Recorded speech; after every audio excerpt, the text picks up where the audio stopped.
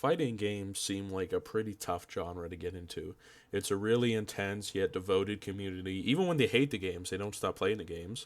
They still dedicate tons of time to streaming them, throwing the controllers and whatnot. But I've been trying to get into them lately, and I play them with some of my friends, and they're all like, "Hey, I'm not really that good at fighting games. I don't know if I really want to try this." And I'm like, "No, look, we'll just have some fun. Let's just play some games." I went through Mortal Kombat 11, which I've reviewed. I've been indulging in SNK games like King of Fighters 15, and of course, my dear Tekken 8.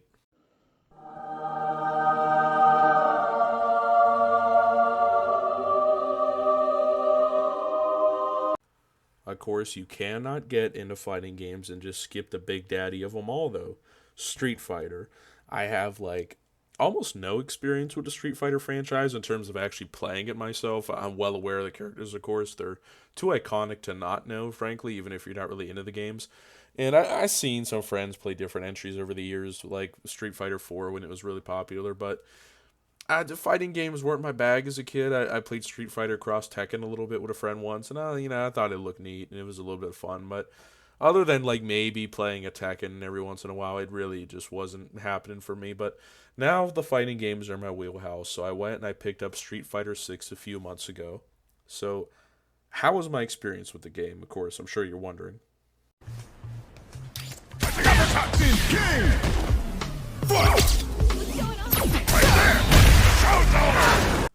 Like any fighting game, the first thing you gotta do is take a look at that roster. Fuck everything else. We gotta see who's in this bad boy.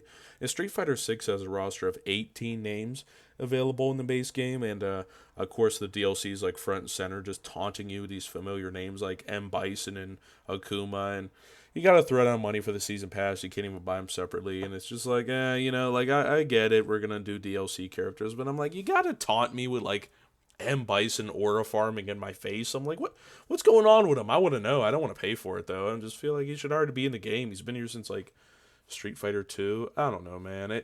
I get it for crossover characters and just complete guest characters like outside of the realm of fighting games like Mortal Kombat does. But I don't know, just something rubs me the wrong way about locking these older characters behind a paywall. In fact, if you go to the PlayStation Store right now and go to the fighting game section, the first thing you will see is virtual currency. Now, how nice is that, right? Now, 18 isn't like a great number. Tekken 8 has 32, for example, to start, and it's not that that's a bad thing. Like, quantity isn't necessarily better because there's a lot of characters at Tekken 8 I never play as. But you look at it, you're like, I don't know, am I being shortchanged? It's still more than a new Fatal Fury, which has like 17. But I let's say, I think like 18, it's a fine number to start. I'm kind of talking in circles here, but it's not a big deal. I found myself gravitating towards a few characters, like I do with every game anyway, like Blanca, Luke, Dhalsim, especially Dhalsim, man. What a good guy. I trust that guy with my life, man. He's just so wholesome, and he's got that stretchy body. I bet that guy could hang the shit out of a star in a Christmas tree. It's probably no issue to him at all.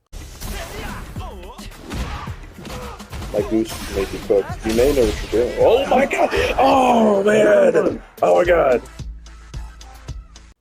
One thing I notice whenever I have friends over to play the game is that they almost immediately comment on the art style, whether it's positive or not. Typically kind of negative.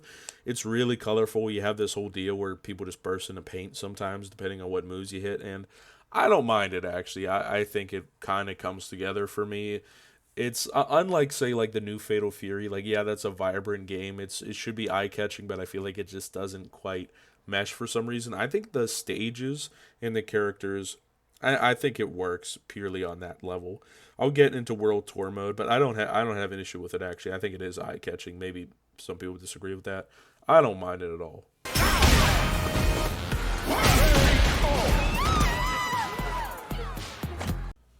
The first course of action when I get a fighting game is I always to have a few friends over, get on the couch, drink a few beers, and let's just experiment, okay? Not sexually, but let's just play the game without really knowing what we're doing at first. Because you just want to fool around, just figure things out for yourself, discover things for yourself at first. Ain't nobody trying to read the tutorial anyway, bro.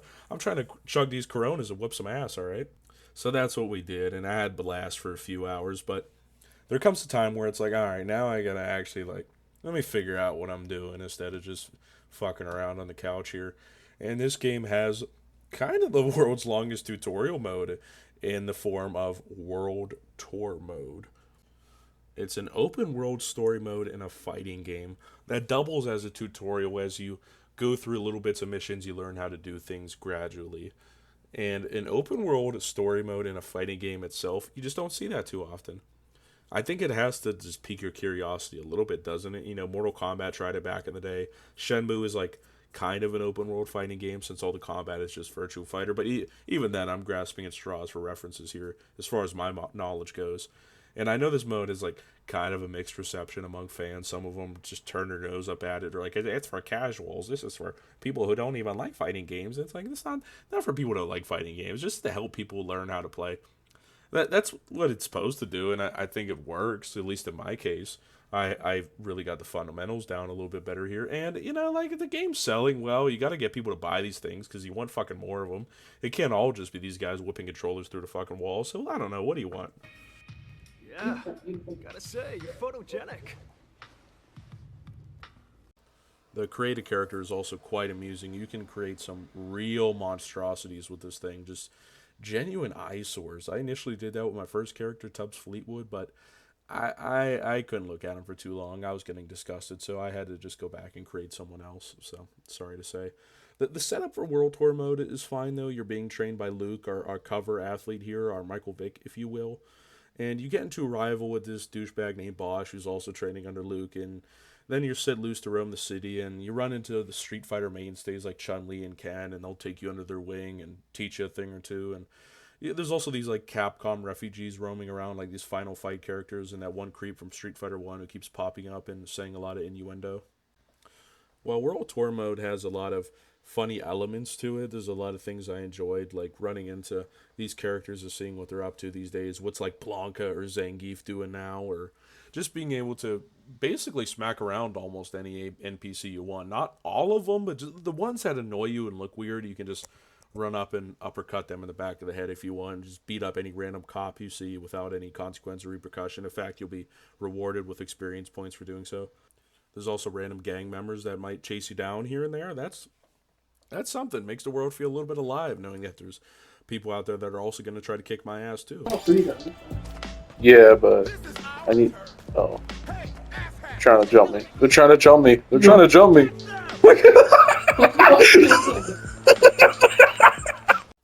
The narrative really starts to fall apart though because the game almost like forgets about Bosch a lot of the time, and you end up aligning with the Mad Gear Gang from Final Fight for these silly reasons. Bosch like stole something from them, and they're like, "Oh, you're gonna go get it back for us, or if not, I guess we'll kill you, maybe, or something." But you beat them up like multiple times. They're not that hard, other than the leader. So there's just no real reason for us to be doing their bidding whatsoever, and you get into this lack of choice throughout World Tour mode that I think really hurts it. Like there's an instance where you're in a fighting tournament and you have to pick a tag partner, and well, by pick a tag partner means we're just gonna give you a tag partner who's gonna like do most of the work for you. It's like I got like a dozen masters. Why can't I pick like DJ or Ryu to give me a hand? You know, my OG Luke. You know, why not him? Cammy, the Foot Queen, perhaps. I don't know. I lost interest in it over time because it just becomes too grindy. The story progression starts to feel like it's moving at a snail's pace. We're just going in circles, still dealing with this Mad Gear gang, and why do they all have boxes on their fucking heads? Did they just not want to design faces for everyone? Is that just to save time? I don't know. I think if they took this like a tad more serious. Like I'm not asking for like Silent Hill 2 here as a narrative. I'm just asking for like just care a little bit because I feel like this just boils down to me doing like the Wojak point every time I see a character I know. I'm like, oh boy, there's Terry Bogard. Oh shit, you know, like that's cool, but it's not a lot of substance after a while.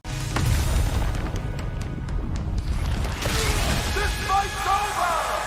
Your winner is the Hungry Wolf, Terry Bogard! Okay! You also get all these useless notifications, just these giant yap fest text messages from fucking Luke who just never shuts the fuck up. And then you go see one of your masters because they want to chat. You get the notification and you go there and it's just Ken who's like, hey, you know, if you block a punch, you won't get punched.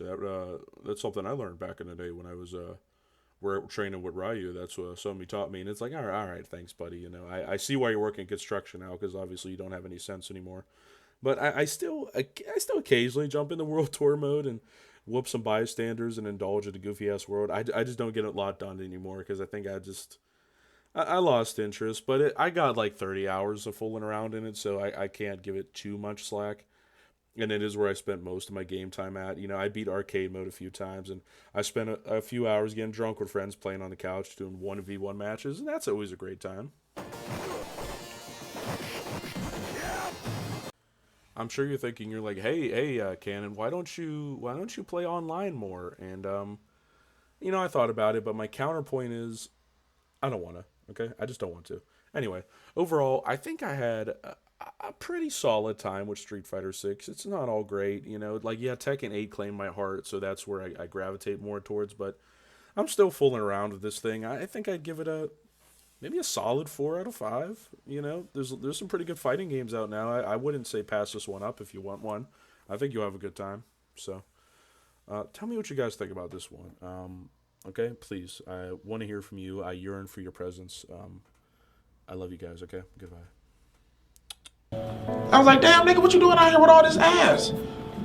Double cheeked up on a Thursday afternoon, hella ass. The sun is still out, my nigga, and it was just, I'm